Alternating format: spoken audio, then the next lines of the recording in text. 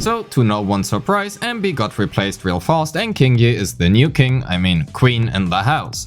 Actually, that is not completely true, Anby still has her spot, but we get to that later into the video.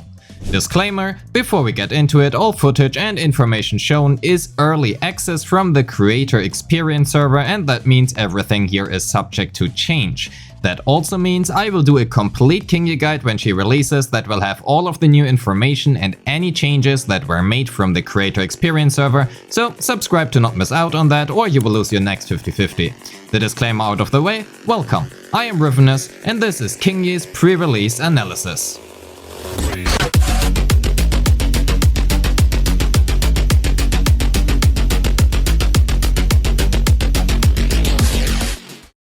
Qingyi is an electric stun type agent and she is actually not just a paid version of Anby. She has not only a really high daze application but also provides various damage buffs for your team and is extremely fun to play while also not punishing you for dodging.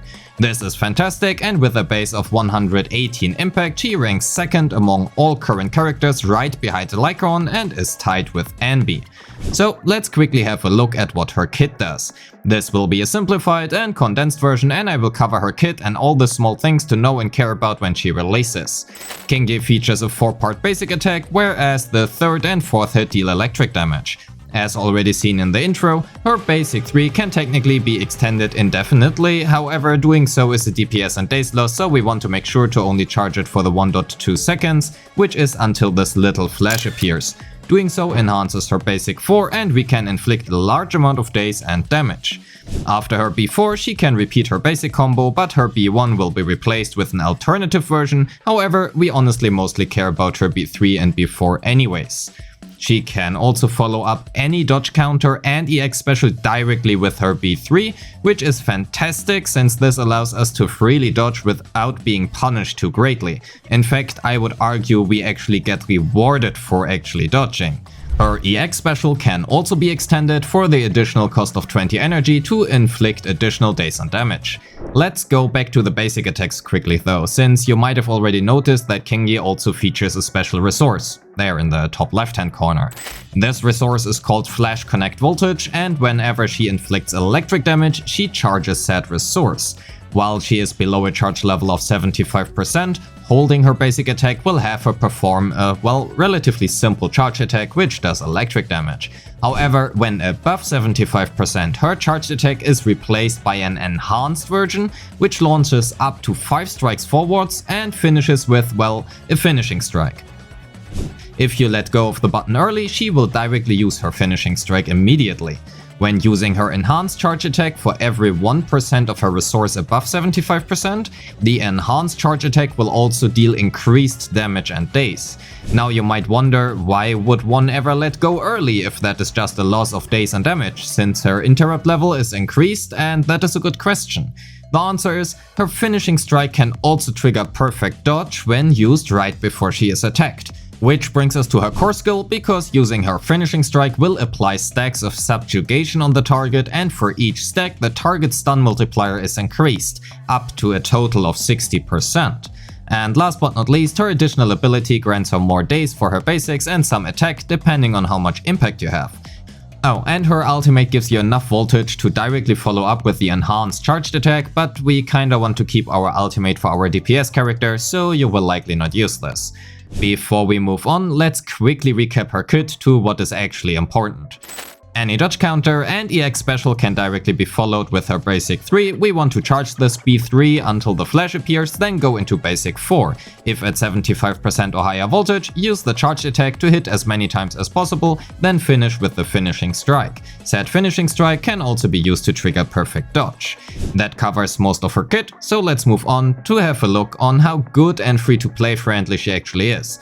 To make it short, she is very good and also not very free-to-play friendly, at least if you want to get the maximum out of her, or to be more specific, out of her weapon.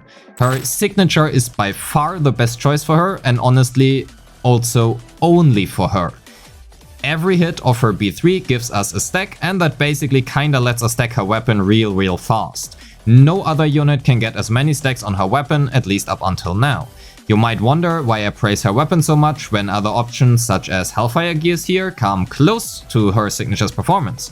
And the answer lies to the right, and that is the damage dealt. Not only is it a quite big loss for her own damage, but even more so for the team, because, well, a team-wide 16% generic damage bonus is not to be undervalued. However, if we disregard her buffs to the team, and honestly that's not the best idea, but let's do it anyway, Hellfire gears is her next best option, with 6 shooter, steam oven and even vortex being good choices as well, at least at R5. Anby signature, Demada Battery Mark II, is not the best in regards to daze, but it has similar damage value to other good options, well, aside from her signature weapon. So, but what about Qingyi, you know, the unit itself? Well, just looking at Qingyi itself is extremely free-to-play friendly actually. There are multiple reasons for that, with the first being that her additional ability only requires an attack-type agent in the squad. And unless you are like me, who plays Lucy main DPS, that will be the case for you as well, at least most of the time. Sujuan, Lycon, Nicole? Unfortunately for Lycon, Qingyi is better. Nekomata, Nicole, Anby? Again, Qingyi takes the crown. Soldier 11, Collida, Lucy? Again, Qingyi is just better than Collida here. Well, except that she does electric damage compared to Collida, well, who, you know, does fire damage. So now we are more of a mixed team than monofire. The overall team damage is higher though, at least if the enemy does not have electric resistance. Grace, Anton, Anby in a mono-electric team? Well, goodbye Anby, welcome Qingyi. Actually, that's not totally true, we get to that in just a second. Grace, Piper, Anby? Okay, this one is complicated as well, because we don't get her additional ability, because we do not have an attack type agent in the squad, again Grace and Piper being anomaly units, which means we lose out on quite a bit of damage and daze. So basically in most teams which do not feature a double anomaly unit, Qingyi does take the crown. But let's also look at it from a slightly different perspective, that one being the difference between an on-field stunner and an off-field stunner. While Qingyi is the former, Anby is the latter. This also means that Qingyi leaves less room for other units to get their required field time, Grace being a good example here. Grace wants to take some field time before the enemy is stunned to apply her shock, while Anby gives her a lot of time, Qingyi does way less so.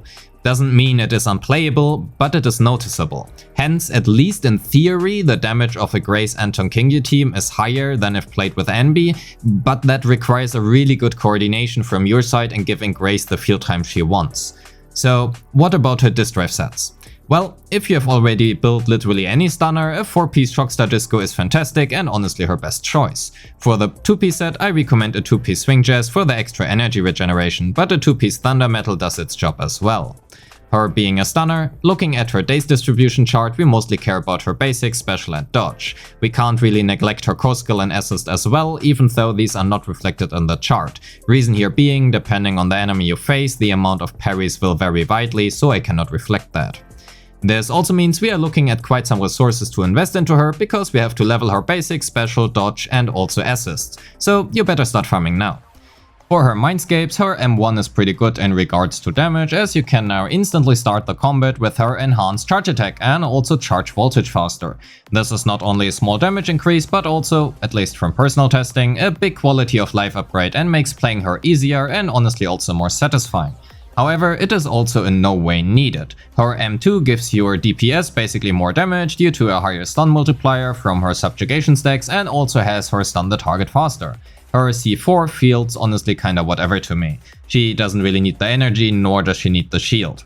Her C6 though, that we have to talk about. Not only does it give herself a lot of damage, but also increase the team-wide damage by, like, a lot. Enemy resistance threat is extremely rare and also extremely strong due to being an independent modifier. Due to her C6 also being all attribute resistance threat, this makes her very usable in many teams. Basically, I would recommend getting her C1, but only if you really like her, and her C6 if you are a whale. However, none of her Mindscapes are needed, and I want to emphasize that none of her Mindscapes are actually needed, and as always, please don't feel forced to spend, and especially don't spend money you don't have. That all said, let's end the video with some of her pros and cons. For her pros, Qingyi itself is pretty free to play friendly. For the con, when looking at maximum team performance, her weapon is not. Back to the pros. Qingyi is super flexible in regards to her teams, and if you have already Anby built, her disk drive sets will just do very fine on Qingyi. I also wanna say Qingyi is incredibly fun to play. Her not being locked to a single type or faction also makes her somewhat future-proof. Lastly, her playstyle is not punishing dodges at all, and that makes her feel overall very satisfying to play. Again, I would argue it actually even rewards you for playing well.